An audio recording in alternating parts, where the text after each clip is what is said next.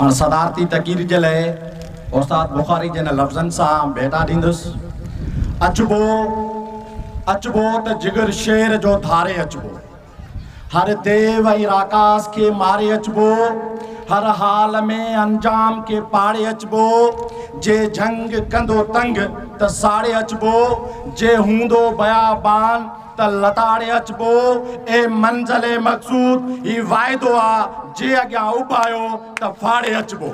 हाणे आउं दावत ख़िताब ॾींदुसि सिंध जी इनकलाबी तंज़ीम रसूल बख्श पली जे फ़िक्र जी पार्टी अवामी तहरीक जो मरकज़ी सदर मोहतरम डॉक्टर रसूल बख्श खासकली साहब जन के हुआ चन अची खिताब कन। डॉक्टर रसूल बख्श खासकली साहब। ओ नारे पली जो नारे सिंध, हिन सिंध जे ख़ातिर सिंध में धारा, सिंध में धारा, सिंध में धारा, सिंध में धारा। ओ नारे पली जो नारे सिंध, ओ नारे पली जो नारे सिंध। और दुश्मन दहशत गर्दी जो, ओ दुश्मन भत्ता खोरी जो, ओ दुश्मन कब्जा खोरी जो, ओ दम तमादम, ओ दम तमादम, ओ दम तमादम, ओ दम तमादम। हर दौर विड़ियो जो, हर दौर विड़ियो जो, आई कीने विकियो जो, आई कीने विकियो जो, आई कीने झुकियो जो, आई कीने झुकियो जो। नारे पली जो।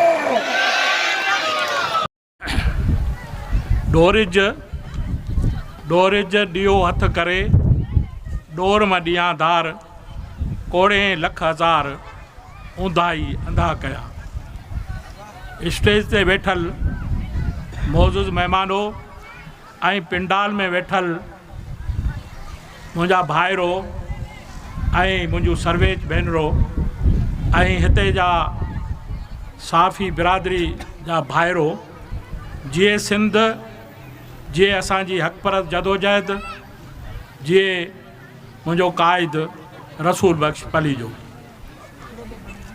आऊं बि सभ खां पहिरीं कोस्तान बचायो सिंध बचायो जी कॉन्फ्रेंस जेका तव्हां कामयाब तरीन कई आहे, उन जे लाइ जेके हिते जा इंतज़ाम जिन संभालियो ऐं जिन पाण सभिनी खे दावत ॾिनी, आऊं तिन खे जस थो ॾियां ऐं मुबारकबाद थो ॾियां।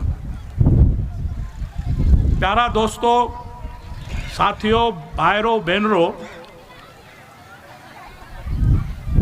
असीं पाकिस्तान में 1940 जे क़रारदाद जे तहत आया हुआसीं।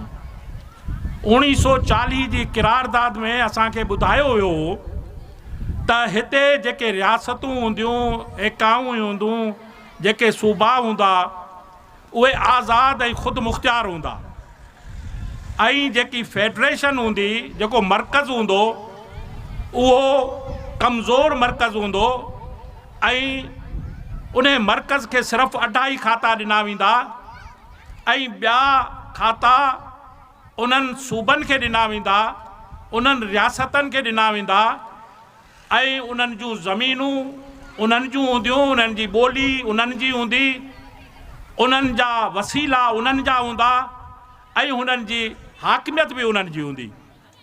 असांखे 1940 जे क़रारदाद में क़ाइदे आज़म मोहम्मद अली जनाह इहा ॻाल्हि ॿुधाई हुई।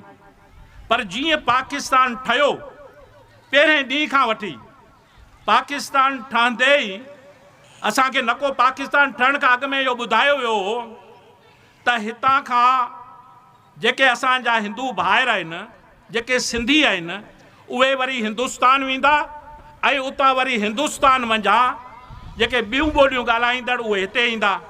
का बि मटा सटा जी ॻाल्हि ई कोन कई वई हुई ऐं मुस्लिम लीग असांखे हिते ॿुधायो हो त बाबा इहो जेके जिते आयो उते जा जेके मुसलमान आहियो ऐं जिते माण्हू रहनि था उहे उते जा ई मालिक हूंदा।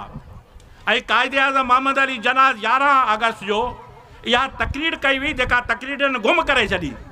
उन तकरीर में बि हुन इहा ॻाल्हि कई हुई त अॼु ॾींहं खां जेको हीअ आउं ॿी ॻाल्हि पियो करियां उहा ख़तमु हूंदी। ॿ क़ौमी जेको नज़रियो हिननि पे ॾिनो हिंदू ऐं मुस्लिम जो, चयसि उहो हाणे ख़तमु हूंदो ऐं हिते जा जेके माण्हू हूंदा उहे आज़ादु ऐं ख़ुदि मुख़्तियार हूंदा।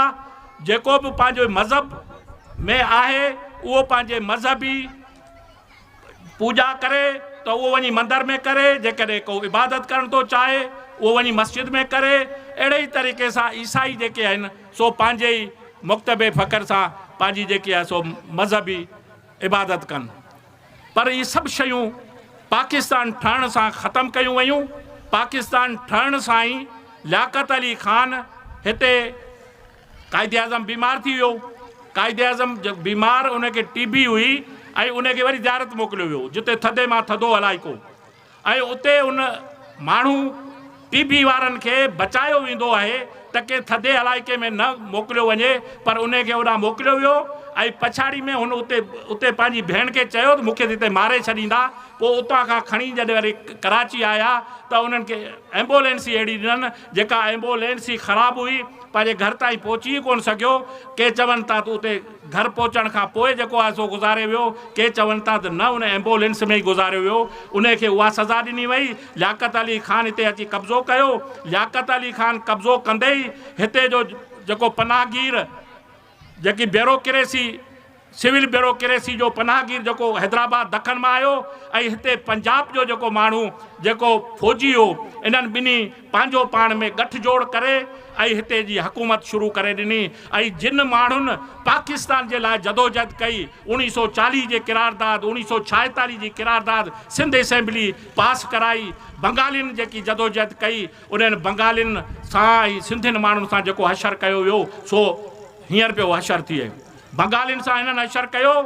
पहिरें ॾींहं खां वठी बंगालियुनि जी ॿोली, जेकी बंगाल जी ॿोली शाहूकार हुई, ॿिए पासे सिंधी ॿोली शाहूकार हुई, इन्हनि ॿोलियुनि खे क़ौमी ॿोली न बनायो वियो। उर्दू जेकी ॿोली हिन पाकिस्तान में अचण वारा वधि में वधि हिननि जा 5% या 6% उहा ॿोली क़ौमी ॿोली कई वई, ऐं हुननि बंगालियुनि जी ॿोली क़ौमी कोन कयनि, सिंध जी ॿोली क़ौमी कोन कयनि। ऐं सिंध जे वसीलनि ऐं सिंध जे ज़मीननि ते 50-50 साल हिननि अॻु में ई ही तयारी कंदियूं आहिनि। जेके क़ौमूं हूंदियूं आहिनि, जेके पढ़ियल लिखियल क़ौमूं हूंदियूं आहिनि, जेके पढ़ियल जेके आहिनि सो टोला हूंदा आहिनि, उहे 50-50 सालनि जी रिथाबंदी कंदा आहिनि। ऐं हिननि 50 सालनि जी रिथाबंदी करे हिन पाकिस्तान ते कब्ज़ो कयो। उनखां पोइ जेकी हुतां खां पनाहगीरनि जी लोध जेकी पहिरीं असां ते हिते आई, उन्हनि सिधी कराची ॾांहुं नज़र रखी। छाकाणि जो उन्हनि खे ख़बर हुई त सिंधी माण्हू सभा जा माण्हू आहिनि, सिंधी माण्हुनि में तइलीम कोन्हे। छाकाणि जो ॿिए पासे अंग्रेज़नि 1886 1887 में यूनिवर्सिटियूं खोले छॾियूं, ऐं सिंध जी यूनिवर्सिटी 1946 में ठही। हाणे 1946 1947 में जेकॾहिं हिकिड़ी यूनिवर्सिटी ठहे थी, उन्हनि जी तइलीम त हुई कोन। ऐं जेके तइलीम में जेके नौकरियूं बि मिलियूं, उहे नौकरियूं उन्हनि माण्हुनि खे मिलियूं जेके उते जूं यूनिवर्सिटियूं ठहियलु हुयूं। हैदराबाद दखन जी, ख़ुदि लाहौर जी यूनिवर्सिटी उन वक़्त जी ठहियलु आहे। हितां जो माण्हू मैट्रिक जो इम्तिहान पास करण जे लाइ अव्हांखे या त बम्बई वञिणो पवंदो हो या वरी लाहौर वञिणो पवंदो हो। हिते विच में का तइलीम जी का बोर्ड ई कोन हो, मैट्रिक जो बोर्ड कोन हो। पोइ जॾहिं नौकरियूं मिलणु शुरू थियूं पाकिस्तान ठहण खां पोइ, सिंधी माण्हुनि खे नौकरियूं ई कोन हुयूं। छाकाणि जो सिंधी माण्हू एतिरा पढ़ियल ई कोन हुआ। पलीजे साहिबु चयो, मूंखे हिकिड़े वज़ीर चयो त को अव्हां वटि को इंजीनियरिंग पढ़ियल हुजे, उहो को हिकिड़ो माण्हू असांखे ॾियो त असीं हुनखे नौकरी ॾियूं। चयो त आउं ॻोल्हे बीह रहियोसां, को माण्हू न मिलियो मूंखे इंजीनियर। हाणे इहे उहे असांजूं हिकिड़े पासे तइलीम बंदि करे हिते हुननि कब्ज़ो कयो। लखे माण्हू हिननि हिते आंदा। पोइ उन्हनि लखे माण्हुनि जी जॾहिं मुखालफ़त कई वई, वज़ीर आला पहिरीं जेको अयूब खोड़ो, उहो पहिरीं मोबे वतन हो, उन जॾहिं मुखालफ़त कई त उनखे उनजी वज़ारत लाहे छॾियुनि। ॿियनि वरी जिन मेंबरनि मुखालफ़त कई, उन्हनि खे हितां खणी राति में खणी वञी डंगर पार्कर में उछलिन, किन खे छाछरे में वञी उछलिन। छाकाणि जो हिननि हिते कब्ज़ो करणो हो। पहिरें ॾींहंनि खां हिननि हिते कब्ज़े जी शुरूआत करे छॾी। कराची ते कब्ज़ो करण जी शुरूआत हुननि उतां खां जेकी आहे पाकिस्तान ठहण सां ई शुरू थी वई। पोइ वरी जीअं असांजे दोस्त में ॿुधायो त ग़ुलाम मोहम्मद बैराज खां अॻु में जेको सखर बैराज ठहियो, सखर बैराज में 30 लख एकड़ ज़मीन, उहा 30 लख ज़मीन हिननि सिंधी माण्हुनि खे कोन ॾिनियूं। उहा सिंधी माण्हुनि खे कोन ॾिनियूं, उहे वरी पंजाबियुनि खे ऐं पठाणनि खे ऐं ॿियनि पासनि खां ॾिनियूं वयूं। सिंधी माण्हू खे हिकिड़ो एकड़ कोन ॾिनो वियो। वरी जॾहिं गुड्डू बैराज ठहियो, गुलाम अहमद बैराज ठहियो ऐं कोटड़ी बैराज ठहियो, उन्हनि में बि हज़ारे एकड़ लखे एकड़ जूं ज़मीनूं उहे बि सिंधी माण्हुनि खे कोन ॾिनियूं वयूं, उहे बि हुननि पंजाबियुनि खे ॾिनियूं वयूं ऐं हिननि ॿियनि पठाणनि खे ॾिनियूं वयूं, फौजियुनि खे ॾिनियूं वयूं। रुगो पंजाब में जेकॾहिं को मलाखड़ो थींदो हो, जेकॾहिं को ढगनि जी डोड़ थींदी हुई, उन्हनि में बि जेकॾहिं को उन्हनि जो ढगो को सुठो हूंदो हो ऐं जेको खटे वेंदो उन खे बि ज़मीन हितां ॾिनी वई बदीन में ऐं सिजावल में, उन्हनि खे ज़मीनूं ॾिनियूं वयूं। फौजी को मरे या जीए, को शहीद थिए या जहाद करे, उन खे बि ज़मीनूं हिन पासे खे ॾिनियूं वयूं। उन्हनि खे ख़बर ई कोन हुई त असांजूं को समय एकड़ो ऐं हज़ारे एकड़ ज़मीनूं उहे असां वटि आहिनि। केतिरा गोलारची में केतिरनि ॾींहंनि खां उहे मालिकनि खे ख़बर ई कोन हुई त का ज़मीनूं असांजूं आहिनि, पर पोइ वरी ज़मीननि जा जॾहिं मुल वधिया ऐं जॾहिं वाह खोटिया विया, तॾहिं हुननि खे ख़बर पई त ज़मीनूं असांजूं आहिनि। असांजे सिंधी माण्हू खे ज़मीन कोन ॾिनी वई। जॾहिं अयूब वारी हुकूमत हुई, अयूब वारी हुकूमत में ही जॾहिं बैराज पे ठहिया, तॾहिं हिकिड़े किताबु लिखियो आहे ऐं उन किताब में हुन लिखियो आहे उहो वज़ीर हो, उनखे 500 एकड़ ज़मीन ॾियण जो हक़ हो ऐं हुनखे ट्रैक्टर पे हुन ॾेई पे सघियो, हुनखे पावर हो, कर्ज़ पे ॾेई सघियो।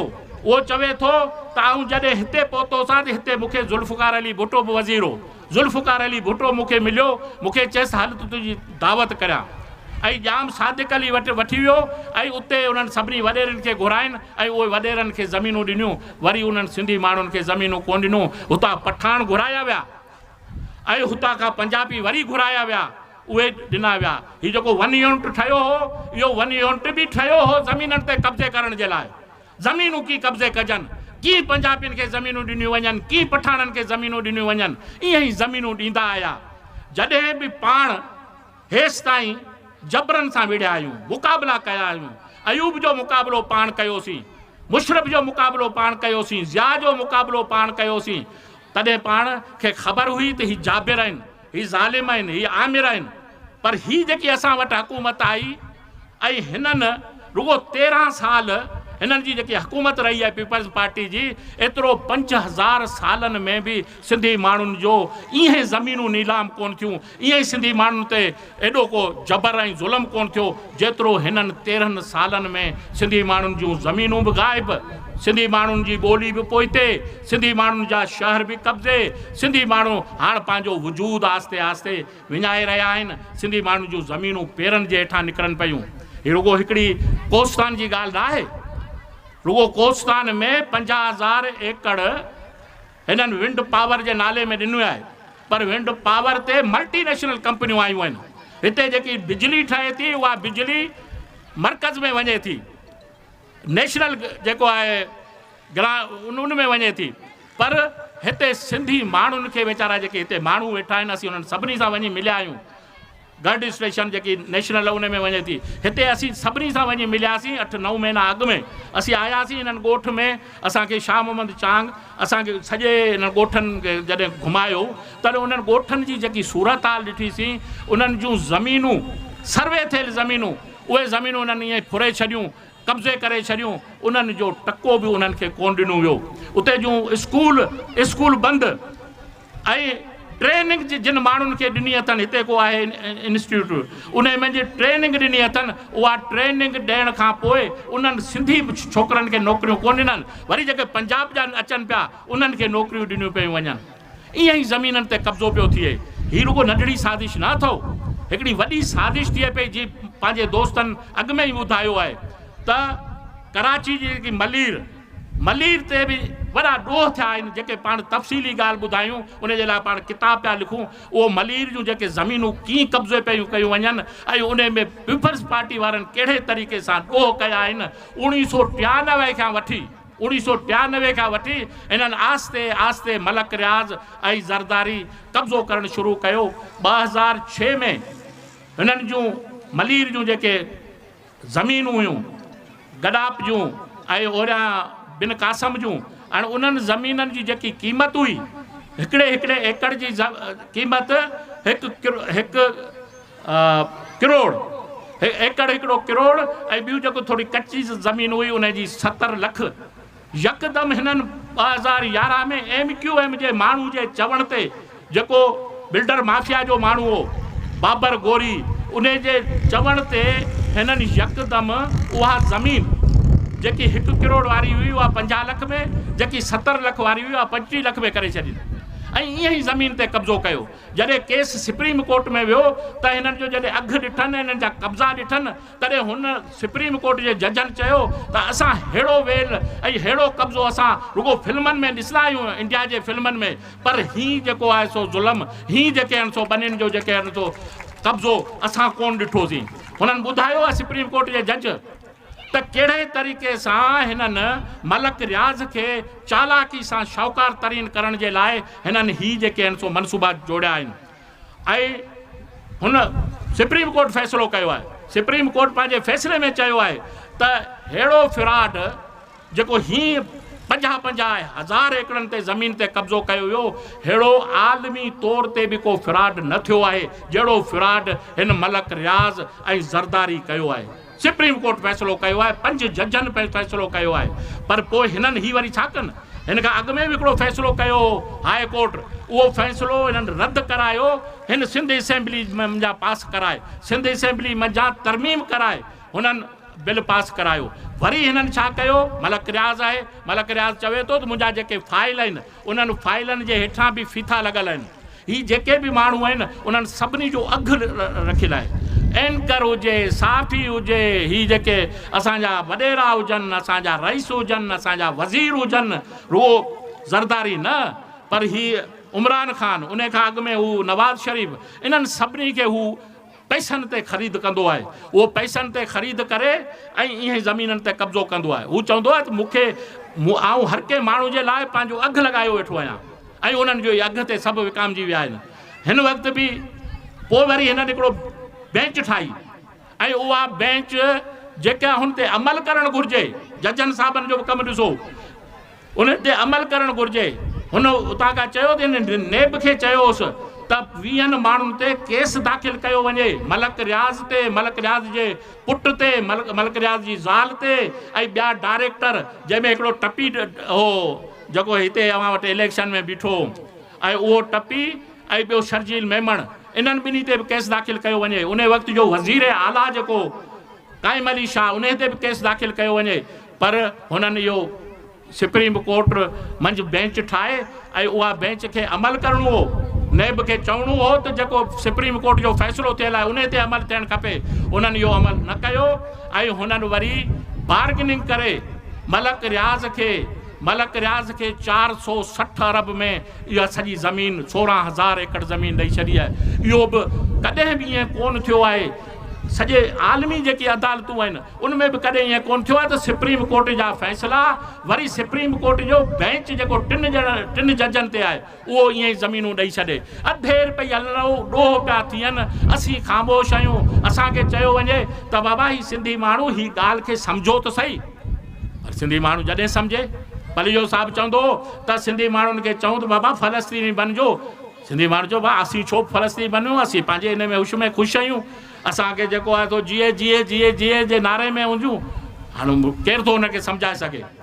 हींअर बि असां सिंधी माण्हुनि खे सुजाग थियणो पवंदो। ईअं क़ौमनि जूं क़ौमूं तबाह थी वियूं, जेके असीं चऊं पिया नओं इसराइल, जॾहिं फ़लस्तीन जी पहिरीं ज़मीन हिकिड़े सेठ, उहो बि फ्रांस जो सेठ, उन 10,000 एकड़ ज़मीन वठी ऐं इन्हनि यहूदियुनि खे आबाद करण जे लाइ वठी आयो। हिन खे त मिलियूं आहिनि 50,000 एकड़, पर हुनखे 10,000 एकड़ वठी ऐं उन ते पोइ कब्ज़ो करायो। जीअं असांजे दोस्त ॿुधायो त 100 सैकड़ो अॻु में फ़लस्तीनी रहंदा हुआ ऐं हाणे जेके आहिनि सो फ़लस्तीनी आस्ते आस्ते घटिबा 12 सैकड़ो ज़मीन ते रहनि था ऐं उहा बि गज़ा जी पटी। उन गज़ा जी पटी में न तइलीम आहे, वॾो ज़ुल्म आहे। हिन वक़्तु बि उन ते 5 वॾा में वॾा हमला थिया आहिनि। हाणे मर्द को रहियो कोन्हे, हीअ असांजूं भेणूं आहिनि ऐं हुते जेके आहिनि सो नंढड़ा ॿारड़ा आहिनि, उहे पिया उन्हनि सां विढ़नि। असांजी बि इहा हालति थींदी, फ़लस्तीन जी बि हालति थिए, ईअं सिंधी माण्हुनि जी बि हालति थिए। असीं वियासीं बलोचिस्तान, हींअर बलोचिस्तान वियासीं, बलोचनि चयो त असां हेसि ताईं बलोचन जी ज़मीन असां वटि 80 सैकड़ो आहे, बाक़ी 20 सैकड़ो ते पठान वेठो आहे। पर हाणे उहो पठान आस्ते आस्ते कब्ज़ो कंदो वञे, मथां का अफ़गानी पिया अचनि, ऐं अफ़गानी बि लखनि जी तइदाद में। हिते असां वटि 40 लख आहिनि। आउं त सम्झां थो जॾहिं असीं कोयटा खां निकितासीं, परियां हू शाही बाग काकड़ जेको ओस्मान काकड़ जेको शहीद थी वियो, तेसि ताईं वियासीं 250 किलोमीटर जो मुफ़ासिलो, उन ते रुगो चो तरफ़ खां अफ़गानी वेठा। ऐं हींअर जेको अमेरिका वञे पियो अफ़गानिस्तान खां, उन्हनि असांखे बलोचन ॿुधायो त इहो हमिलो पहिरीं कोयटा ते थींदो, पोइ कराची ते थींदो। कोयटा अफ़गानी ईंदो ऐं उहो अफ़गानी वरी कराची में ईंदो। अफ़गानी हींअर 40 लख अफ़गानी तव्हांजा मौजूदु आहिनि कराची में। हाणे आस्ते आस्ते अफ़गानी सॼी सिंध में काए पिया आहिनि। हेसि ताईं जो इस्लाम कोट में बि इहे अफ़गानी वेठा आहिनि। कल्ह टियों ॾींहुं तव्हां ॾिठो हूंदो, पुलिस खे पिया मोचड़ा हणनि, गारियूं पिया ॾियनि, उन्हनि ते केस दाख़िल कोन थींदो। हू जेको पनाहगीर वेठा आहिनि, उहे पनाहगीर रोज़ सिंध जे ख़िलाफ़ ॻाल्हियूं कनि था। हींअर बि ख़ालिद मक़बूल उन कल्ह बयानु ॾिनो आहे, 5 माण्हू ॾिसे थो पनाहगीरनि जा, चवे थो उधर हम इधर तुम, अब इसको जनूबे सिंध कहेंगे कराची को। हाणे इहे सभु साज़िशूं पयूं थियनि। असीं ख़ालिद मक़बूल खे ॿुधायूं था त हीअ सिंध असांजी अमड़ आहे, हीअ सिंध असांजी जीजल आहे। इन जीजल खे को बि टुकड़ा करण जी साज़िश कंदो, तव्हीं छा कंदा ख़बर अथव? जेकॾहिं सिंध खे को टुकड़ा करण जी साज़िश करे त पाण छा करियूं? पादर हणंदासीं या कोन हणंदासीं?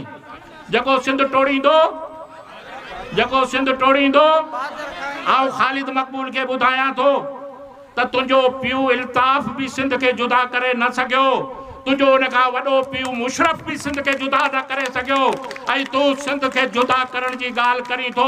तो में वरी बि इल्ताफ़ जो रूह आयो आहे, तो वटि वरी बि मुशरफ जो रूह आयो आहे। इन्हनि खे ईअं ख़तमु कंदासीं जीअं अॼु इल्ताफ़ किथे आहे, अॼु मुशरफ किथे आहे। ही रुगो मुंहिंजूं भेणूं थियूं निकिरनि। कंहिं ॿुधायो त असांजूं भेणूं निकिरनि थियूं, हे असां ते माण्हू ताना था ॾियनि। आउं ॿुधायां थो त ही मुंहिंजूं सिंधियाणियूं हुयूं जंहिं कालाबाग डैम ठहण न ॾिनो, जंहिं बादशाह डैम ठहण न ॾिनो, जंहिं बिटो निज़ाम खे ख़तमु करायो, जंहिं पेट ख़तमु कराया। ऐं आउं खे यकीन थो ॾियारियां त हीअ सिंधियाणियूं हूंदियूं जेके पंहिंजे कोस्तान खे बचाईंदियूं, जेके पंहिंजे बहरिया खे बचाईंदियूं, जेके पंहिंजी सिंध खे बचाईंदियूं। ही वॾियूं साज़िशूं थियनि पियूं, हिननि खे तयारु करियो। पलीजो साहिबु चवंदो त फ़लस्तीन खे बचाइण में औरतुनि जो हथु आहे, ॿियो नंढनि ॿारनि जो हथु आहे। पलीजो साहिबु चवंदो, ऐं किताबनि में बि लिखियो पियो आहे, जॾहिं अमेरिका जा जनरल, फ्रांस जा जनरल, उहे चवंदा हुआ त हिकिड़ी अहिड़ी फ़ौज आहे जेका असां ते हिकिड़े दफ़ा थी हमिलो करे, जल्दी हमिलो थी करे, ऐं असांजूं फ़ौजूं सॼियूं ख़तमु थी करे छॾे। उहा आहे डिघनि वारनि वारी फ़ौज। उहा कहिड़ी आहे? उहे ही अथव।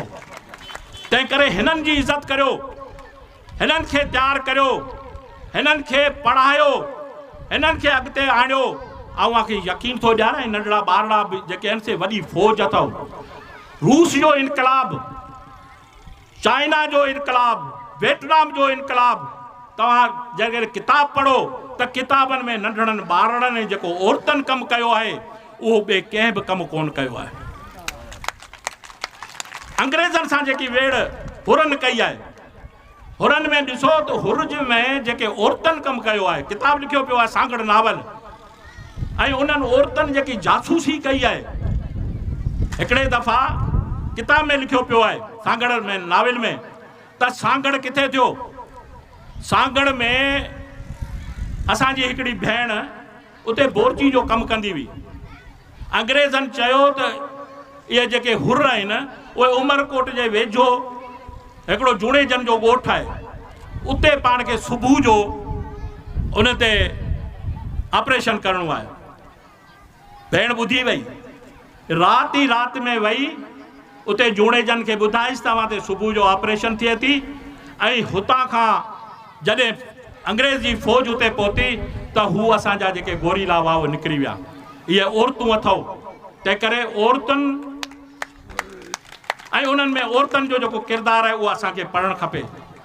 भागलबाई आहे, जंगूं सॼियूं ख़तमु पयूं थियनि, दोदे जी जंग ख़त्म पई थिए, केरु पई विड़े? पागल बाई पई विड़े। माई बख्तावर, इहे वॾे मां वॾा नाला आहिनि। ऐं असां वटि बि अहिड़े जॾहिं तारीख़ हिननि जी लिखबी, जॾहिं हिननि ते सिंधियाणियुनि ते नाविल लिखबा, तॾहिं ही मुंहिंजूं सभु भेणूं हीरे जो किरदारु अदा कंदियूं। हिकिड़ी हिकिड़ी भेण, तव्हांखे इहा ख़बर हूंदी, पाण सभु सम्झूं था, जेॾी महिल बादशाह डैम जी ॻाल्हि कई हुई, ही सभु जा सभु पीपल्स पार्टी वारा, ॿियनि पार्टियुनि वारा लाइव तौर ते चइनि त बादशाह डैम ठहणु खपे। सिर्फ़ु अवामी तहरीक फ़ैसिलो कयो त बाबा न सिंधु दरिया ते हिकिड़ो बि डैम ठहणु न खपे, असीं बादशाह जे ख़िलाफ़ु थींदासीं। ऐं हुननि ॿुधायो त आर्टिकल 6 लॻाईंदासीं गद्दारी जो। जेको बि कराची में या बादशाह डैम जी मुखालफ़त कंदो, उन ते असीं आर्टिकल 6 आणींदासीं, गद्दारी जो आणींदासीं। उतां सभ खां पहिरीं अवामी तहरीक ऐं मुंहिंजूं इहो भेणूं निकितियूं, ऐं उन्हनि भेणुनि आर्टिकल 6 खे, ऐं हू टे चीफ गॾु आहे, अदालती बि, फ़ौज जो बि, ऐं हुकूमत जो उहो बि चीफ, हिननि लताड़े छॾियो मुंहिंजी भेणुनि। खपर गारोड़िन से वॾो विधई वेर, नाग न विधे निकिरी तो डर मथे पेर, ही तिनी जो ढेर जिन जूनागढ़ जलायो। हाणे ही वॾेरो वध में वध ऐवान जी तो ॻाल्हि करे न, पार्लियामेंट जी जेके हिननि हालतूं कयूं आहिनि, से बि पाण खे ख़बर आहे। हींअर ई जेको आहे सिंध वारी असेंबली में हू पनाहगीर ऐं ॿिया PTI वारा खटूं खणी आया, हिननि खे अची मोचड़ा आहिनि, इहे भॼी विया ॼा। वध में वध वॾेरो इहो तो जेको पार्लियामेंट जो असांखे तो डपु ॾिए न। आउं हिननि खे ॿुधायां थो त अवामी तहरीक फ़ैसिलो कयो आहे त असीं पहिरीं बलदियाती इलेक्शन में हिसो वठंदासीं, पोइ जनरल इलेक्शन में हिसो वठंदासीं, ऐं जीअं नूर अहमद चयो आहे त पाण खे इलेक्शन बीहण में लाइ तयारी करणु खपे। सभ जा सभु हिननि भेणनि खे बीहारींदासीं, तव्हां सभिनी खे बीहारींदासीं।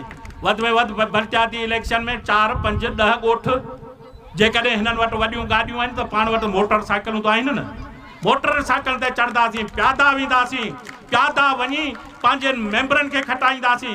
बलदियाती ते कब्ज़ो करण खां पोइ असीं जेकॾहिं जनरल इलेक्शन में हिसो वठंदासीं, पोइ ॾिसूं था त इहे पीपला, इहे जाला, इहे जीजला कीअं था हुकूमत कनि। अवामी तहरीक जॾहिं निकिती ऐं ही मुंहिंजूं भेणूं सिंधियाणी निकितियूं त इहे ऐवान बि पाण फुरे वठंदासीं। गूंगा माण्हू, ॿोड़ा माण्हू, माण्हू ॿूथ बदल, ललकारूं थी विया, लुॾी विया ऐवान। पाण हिननि ऐवाननि खे लोॾींदासीं जेकॾहिं पाण अहिड़े तरीक़े सां जीअं अॼु 3-4 ॾींहंनि में हीअ एॾी कॉन्फ्रेंस कामयाबु कई आहे, अहिड़े ई तरीक़े सां पाण सुभाणे हिते इलेक्शन में माण्हुनि खे बीहारींदासीं ऐं उन्हनि खे मुबारकिन ॾियण जे लाइ ईअं पाण सभई माण्हू अची गॾु थींदासीं।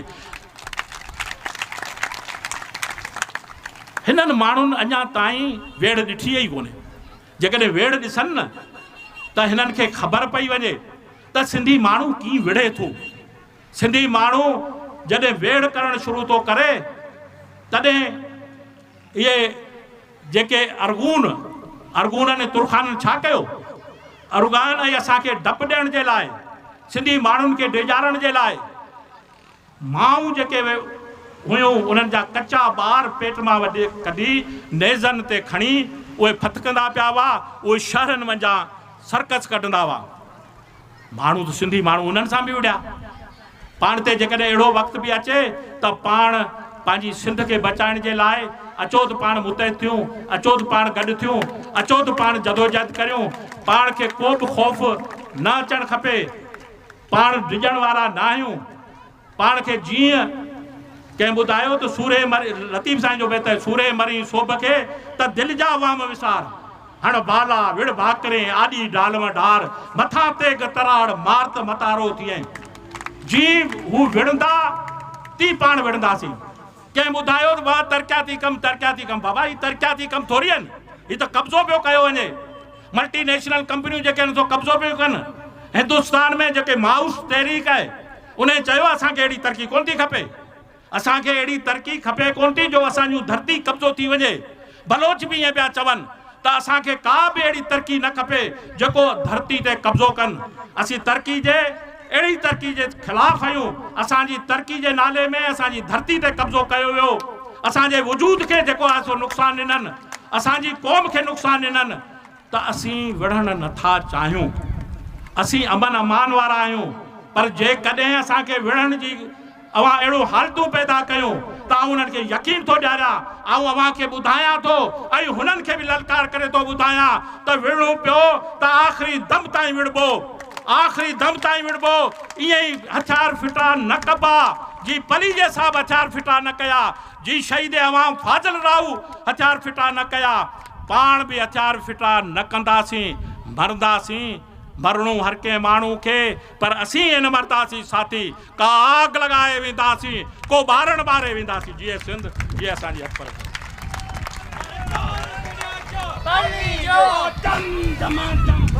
हर दौर विड़ियो जो ऐं कीन विकियो जो, विढ़ंदो ई रहियो जो, शहरनि लाइ विड़ियो जो।